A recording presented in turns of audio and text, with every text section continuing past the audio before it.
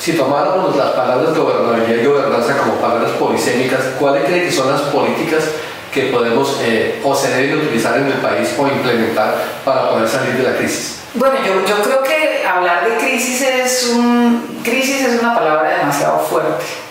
Yo creo que el país se está adelantando por una acomodación distinta frente a realidades distintas.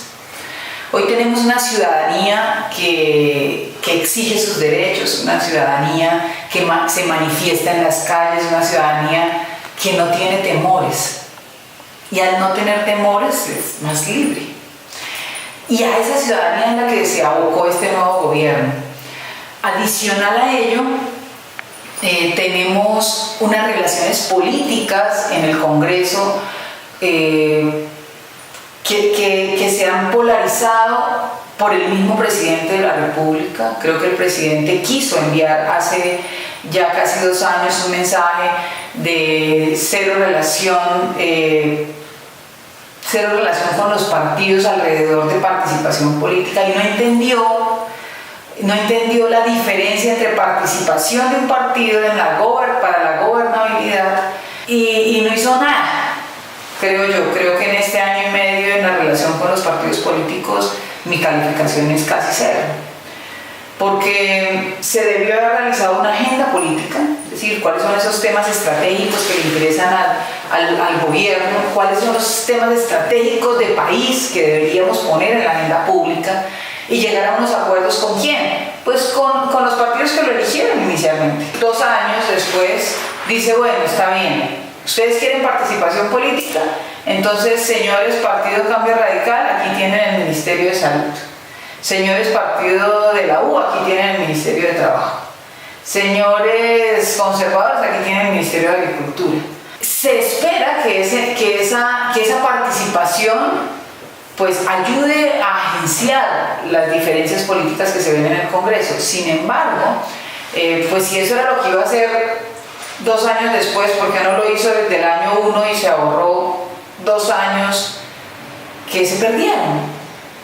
Doctora Lucía, ¿no suena en positiva la presencia y la postulación de los planteamientos del señor presidente cuando en la intermediación política hablamos? ¿No son los partidos políticos quienes hacen la intermediación, o es la sociedad la que ya debe dar un salto más y llegar hacia el gobierno?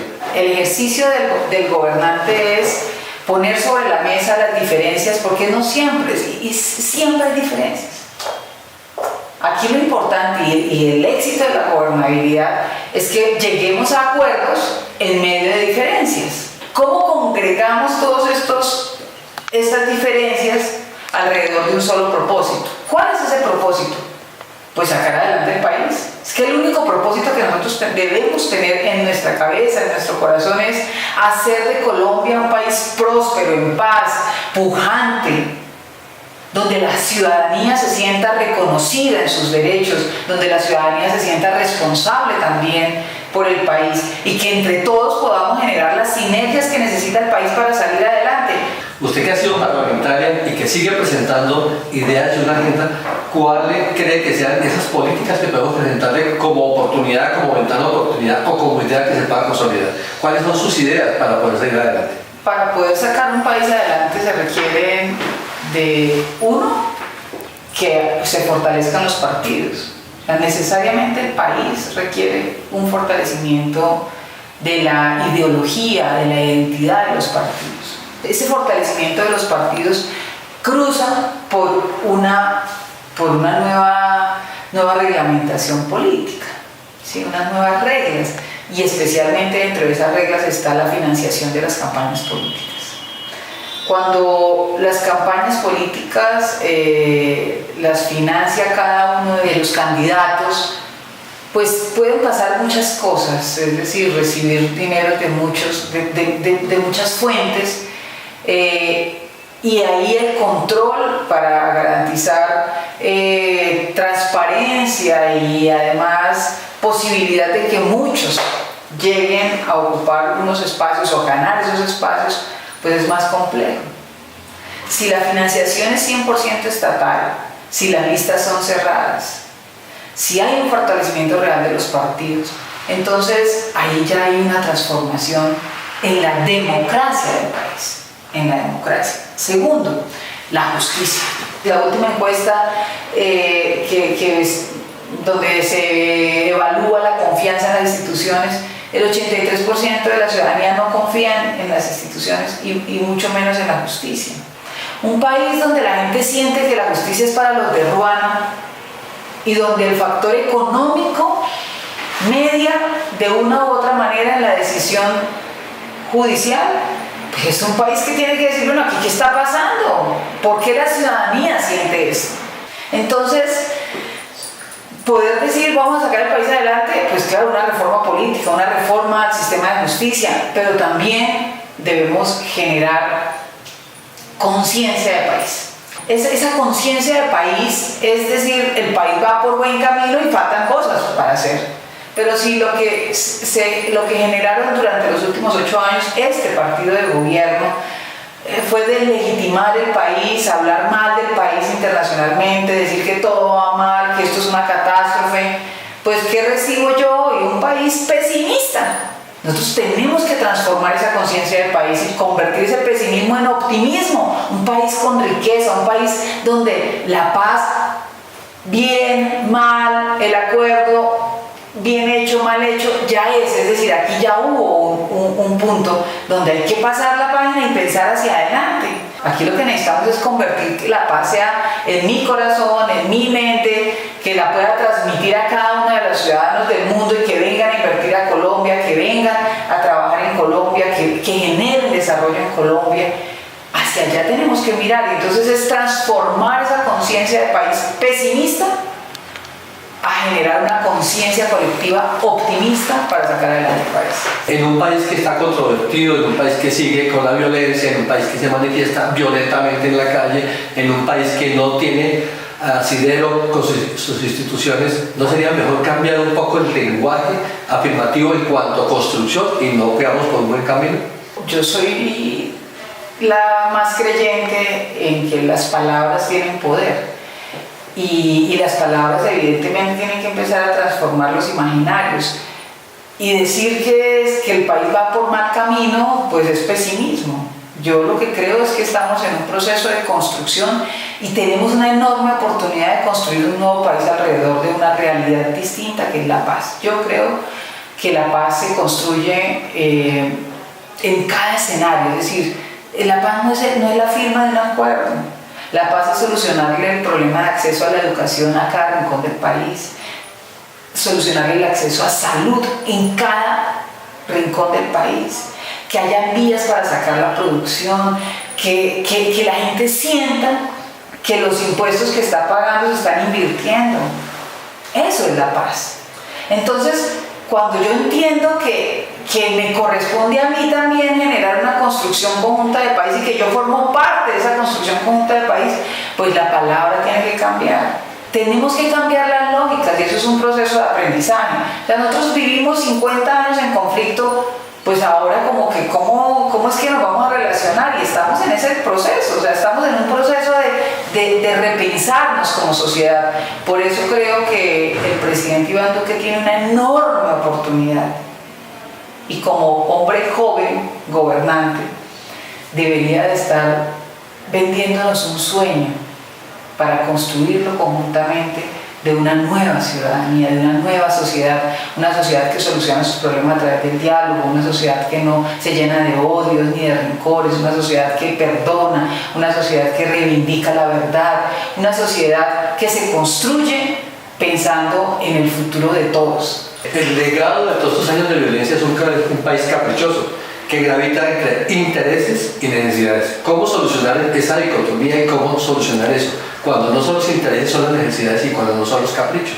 Colombia es un país donde hay un presidente y todo su marco es presidencial, ¿sí? Eso significa que el presidente marca una línea y es el presidente quien tiene que invitar a construir esa unidad. Pero la unidad no se construye con rencores, la unidad no se construye satanizando a unos, salvando a otros, cuestionando de manera indebida. Y por eso aquí estamos en una gran, y tú dices, una dicotomía, y es que todo el mundo dice, bueno, ¿qué hacemos? ¿Cómo ayudamos? ¿Cómo transformamos esto? Resulta que podemos hacer muchas cosas, pero aquí hay una voluntad, decisión contundente que debe ser del gobernante, y el gobernante del presidente. En su labor parlamentaria y mucho antes la vimos muy acuciosa en las formas asociativas como las cooperativas. ¿Cuál es el problema en Colombia? Cultural, del Estado, de la sociedad, que este sector cooperativo o todas las formas asociativas productivas no hayan logrado, digamos, el impacto que se puede tener con ellas. En Colombia tenemos cerca de 7 millones de personas que están asociadas a una cooperativa y cerca de 1 millón de personas que pertenecen a un fondo de empleados. Hay 3 fondos de empleados, cooperativas y mutuales conforman la economía solidaria en Colombia. Y siento que este es un sistema económico que el país no ha considerado, es decir, un poco lo ha dejado a un lado, para no utilizar otra expresión, lo ha dejado a un lado.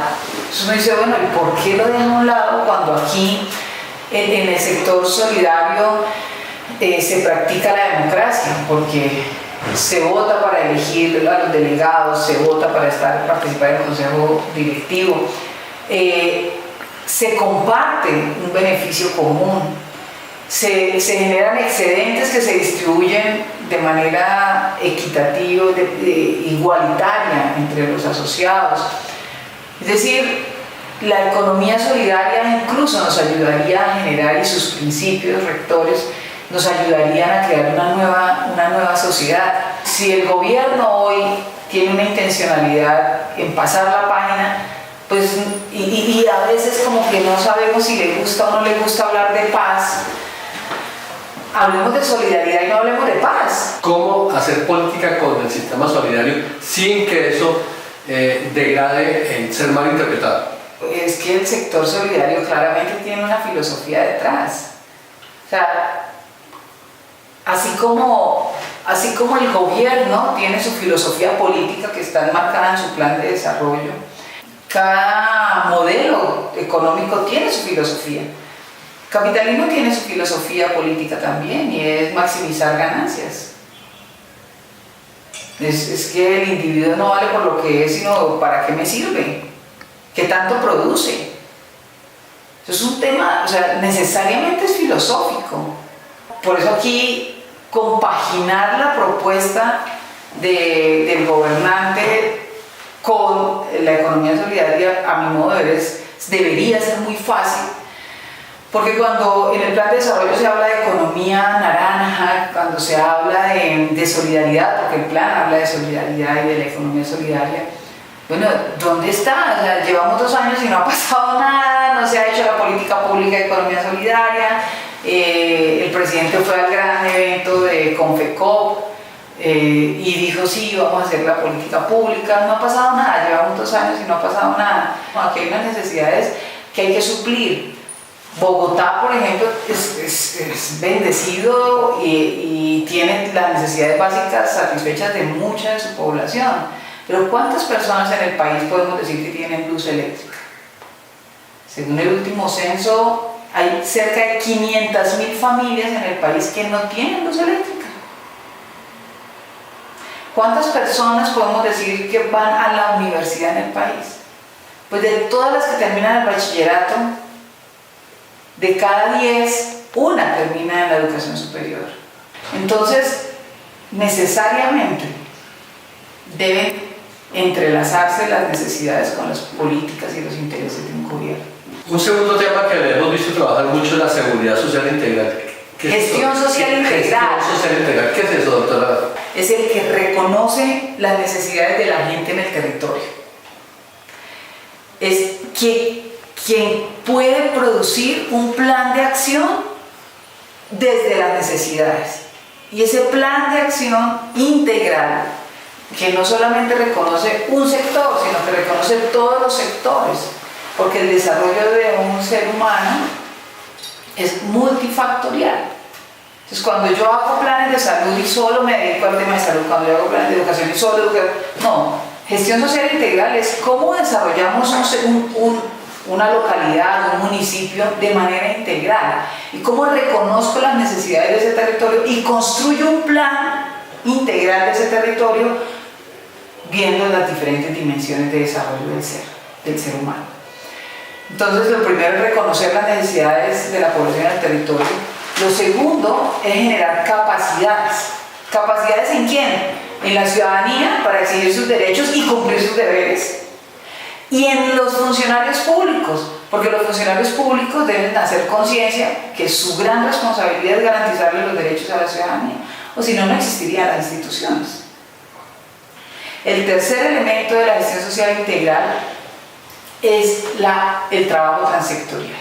El trabajo transectorial es que yo pueda tener la capacidad de interactuar entre los diferentes sectores para garantizarle los derechos a un individuo o a una familia.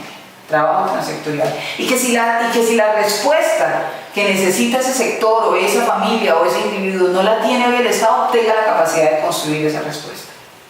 Es construir respuestas de acuerdo a las necesidades del individuo, de la familia y del territorio. Un cuarto elemento de la gestión social integral es la participación decisoria en las políticas públicas. Cuando nosotros hablamos de participación, a veces creemos que es asistir a una reunión y entonces le escriben a uno, venga, fírmeme aquí que usted asistió y se vuelve una participación instrumentalizada. No, participación decisoria en las políticas públicas es que yo como ciudadano autónomo que me he empoderado de una problemática pueda incidir en las decisiones de servicios sociales, de construcción de una política o modificación de una política que tenga que ver con el distrito o a nivel nacional. Y un quinto elemento de la gestión social integral es el presupuesto adecuado a las necesidades. Para yo poder tener solucionado el 100% de la atención en salud, de la atención en educación, de la atención en servicios sociales, requiero tanto dinero y eso hace que yo pueda en el primer año sacar de la pobreza a tantas personas, en el segundo año a tantas, en el tercer año a tantas, o pueda mejorar las condiciones de nutrición, o pueda pasar de un nivel educativo a otro. Es decir, que yo pueda planear frente a mi deseo de país y no frente a los recursos que me asignan. Son dos lógicas distintas. Entonces, si yo conjugo estos 5 elementos de la gestión social integral, pues pueden cambiar los gobiernos, pero la gestión de la institucionalidad no cambia. Y eso sí genera desarrollo. ¿Qué es una política pública? ¿Cómo acercarnos en términos más sencillos, más comprensibles y más prácticos para que la ciudadanía sepa qué es una política pública? ¿Cómo hacerla? ¿Cómo participar con ella? Una política pública se desarrolla o bien sea para un grupo poblacional o para garantizar un derecho. Se genera un enfoque o un sentido de la política y casi siempre es el enfoque de derechos, es decir, para garantizar un derecho. Una política pública tiene que tener un horizonte de sentido, es decir, ¿para dónde va esta política pública? Un deseo de desarrollo de ese grupo poblacional o de ese tema específico. ¿Qué tiene dentro de la política pública? Un reconocimiento de una línea de base del estado del arte, de la situación a tratar. Por poner un ejemplo, ¿cómo están los jóvenes en Colombia? ¿Cuántos son? ¿A qué nivel educativo llegan? ¿Cuál es el problema? ¿Cuáles son las mayores enfermedades que presentan? ¿Cuáles son los problemas para poder acceder al empleo? Etcétera. Después de que yo tenga ese reconocimiento, además de fuentes secundarias, pues me voy a las fuentes primarias, que es ya con la ciudadanía, hacer grupos focales, hacer talleres, para poder apropiar y encontrar frente a las fuentes secundarias y las fuentes primarias una intersección y sacar un producto que me sirve de punto de partida para hacer unos principios, unos objetivos, unas metas de a dónde quiero llevar esa población específicamente. Es decir, cuál es mi propósito como país para desarrollar, en este caso, por ejemplo, de la política de juventud. Y ahí se le asigna un presupuesto. Una política pública que no tenga un presupuesto, pues es un saludo a la bandera. Una política pública que quede en la agenda del gobernante, que se le asignen recursos, que quede en el plan de desarrollo, es una política viable. ¿En qué consiste ese cortocircuito que hay entre gobierno, sociedad que se manifiesta en la calle, con una agenda y con unos planteamientos totalmente diferentes a los del presidente? En unas mediciones a las que voy a olvidarlas, pero que dicen que no lo entienden, que no lo comprenden y que sus dirigentes en los ministerios no corresponden al diálogo que pide la gente en la calle. ¿En dónde está ese vacío? Es que la única forma de mirar qué es lo que tienen conforme a la gente son los indicadores de país. Yo como gobernante tengo que tener carácter y tomar una postura alrededor de los problemas graves del país. Y eso es de lo que carecemos. ¿Qué es lo que siente la gente afuera? ¿Por qué esa falta de aceptación? Porque lo que la gente siente afuera es que dicen, manifiestan, y al presidente es como si no escucharan. El presidente es como si no viera lo que está pasando. Es que gobernar es un arte. Y el arte de gobernar es, en medio de todas esas diferencias, poder coger y decir, venga Alfredo, venga Néstor, venga María, venga Pedro, a ver, ¿qué es lo que está pasando? Pensemos en el país, hagamos el llamado al país. Y cuando uno hace un acuerdo país empieza, bueno, indicadores en salud, ¿cómo estamos? En educación, en vías, ¿qué vamos a hacer aquí? ¿Qué vamos a hacer allá? ¿Cómo vamos a invertir? ¿Cuántas familias que no tienen hoy luz eléctrica van a tener cuando acabe el periodo? Esto es un acuerdo país, y un acuerdo país se hace sobre indicadores. ¿Y esos indicadores para qué me sirven? Porque allá es donde voy a enfocar mi inversión. Donde enfoque la inversión está el interés del desarrollo del país. Si dejáramos de hablar un poco de la complejidad de la política pública y simplemente escucháramos qué requiere la gente, ¿sería un avance para ello el primer paso? El primer paso, y estamos de acuerdo, el primer paso es que me escuchen todos mis problemas, mis necesidades, pero después de que me escuchen, ¿qué vamos a hacer con esto? Y yo creo que eso es lo que la ciudadanía está gritando. Bueno, ¿para dónde vamos, Colombia? ¿Qué vamos a hacer aquí? ¿Quién nos está escuchando? Todo eso que estamos mandando al internet, a la página que nos dijeron, ¿quién la va a procesar? ¿Quién nos va a escuchar? ¿Qué recursos le van a asignar? Pero además, el arte de gobernar también está en decir, bueno, es que mi tarea como gobernante es esta. ¿Y qué está haciendo el Congreso? Porque aquí hay un papel muy importante del Congreso. Porque se supone que el Congreso es la representación de la ciudadanía. Por tanto, si el Congreso representara hoy la ciudadanía, no habría esas manifestaciones. Es el Congreso que debería estar hoy también escuchando a la gente. ¿Dónde está el Congreso escuchando a la ciudadanía? ¿Y dónde está el presidente escuchando y haciendo cumplir? Escuchar es el primer principio de la humildad. Hay gente que confunde que sentarse a la misma mesa con otros es perder poder. Equivocados están. Poder es tener la capacidad de escuchar y transformar realidades. Pero la ciudadanía tiene un enorme poder y es de generar conciencia en todas las instituciones del Estado, en todos los líderes políticos. Generar conciencia de que las cosas tienen que cambiar. ¿Cómo generar gobernabilidad y gobernanza al interior de la primera célula importante del país, de la sociedad y de la democracia, la familia? Al interior de las familias lo que priman son los valores. Y yo creo que cuando se miran las estadísticas, por ejemplo, de violencia, de agresiones y lesiones personales, donde cerca del 90% de las agresiones son al interior de las casas, pues uno dice, bueno, la primera pregunta es, ¿qué está pasando con las familias? ¿Qué está pasando con las familias colombianas cuando el suicidio ha llegado a niños de 9 años, 10 años? ¿Y qué estamos haciendo los dirigentes políticos? ¿Qué está haciendo el gobernante para poder hacer esa transformación de valores? Yo creo que hoy el mayor valor que tenemos que recobrar los colombianos es el de la vida y el respeto. El enorme reto de construcción de sociedad que tenemos los colombianos es recuperar el respeto, recuperar el valor de la vida. Y con esos dos elementos fundamentales, ganémoslos y luego vamos a conquistar el mundo, los colombianos. Cuando nosotros entendemos que el respeto y la vida es lo más fundamental, es lo fundamental, pues cambiamos el relacionamiento de una sociedad. La revista Mi Nación ha estado hoy con la dirigente, madre, empresaria Olga Velázquez, pero terminamos pidiéndole que para salir de la crisis nos regale 3 tips, 3 ideas, qué hacemos o qué debemos hacer todos en conjunto. Lo primero que tenemos que hacer es asumir cada colombiano que formamos parte del problema. Cuando yo asumo que formo parte del problema, pues tengo que formar parte de la solución.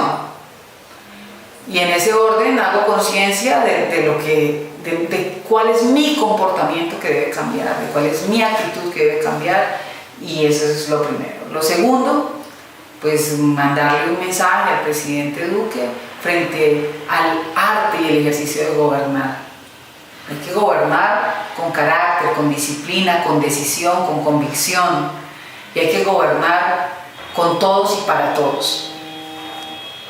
Y el tercero, hay que escuchar, hay que hacer una gestión integral en el Estado. ¿Para qué las instituciones si no le van a servir a la ciudadanía? ¿Para qué las instituciones si no van a trabajar de manera integrada para resolver los problemas a una comunidad, a una familia, a una persona? Gestión social integral como modelo de gestión de la función pública. Gobernabilidad, decisión, carácter, y que cada uno de nosotros asumamos la responsabilidad que tenemos para sacar adelante el país.